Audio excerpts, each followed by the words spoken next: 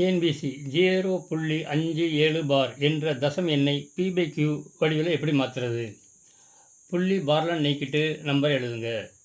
057 minus பாருக்கு முன்னாடி உள்ள நம்பர் எழுதுங்க.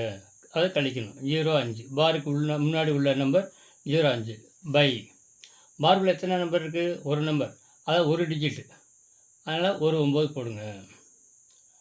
புள்ளிக்கும் பாருக்கு எத்தனை இடையில ஒரு நம்பர் இருக்குது, அதாவது ஒரு டிஜிட்டு, அதனால் ஒரு 0 போடுங்க. இப்போ 57 5 போச்சுன்னா 52 பை 90. இதுதான் answer. Option C is the correct answer. இதே மாதிரி தான் இந்த கணக்கு 0.45 பாரை P/Q வடிவில் எழுதணும். அதே மெத்தடு தான். இப்போ புள்ளி பாரம் நீக்கிட்டு நம்பர் எழுதுங்க. 40.045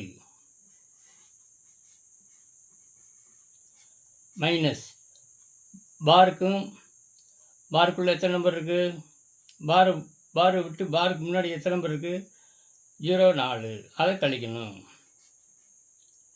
பை இப்போ பாருக்குள்ளே எத்தனை நம்பர் இருக்குது? ஒரு நம்பர், அதாவது ஒரு டிஜிட், ஒரு 9 போடணும். இப்போ புள்ளிக்கும் பாருக்கு இடையில நம்பர் இருக்குது, எத்தனை நம்பர் இருக்குது? ஒரு நம்பர், அப்போனா ஒரு டிஜிட்டு, அதாவது ஒரு 0 போடணும். இப்போ 45 4 போச்சுன்னா எவ்வளவு? 41 பை 90. 41 பை இப்போ 41 பை 90 ஆப்ஷன் எங்கே இருக்குன்னு பாருங்கள். 41 by 90 option B is a correct answer. இது ரெண்டும் சேர்ந்து ஒரு டைப்பு. இந்த வீடியோ பிடிச்சிருந்தால் லைக் பண்ணுங்கள், ஷேர் பண்ணுங்கள். உங்கள் கருத்துக்களை கமெண்ட் பாக்ஸில் தெரிவிக்கவும். நன்றி.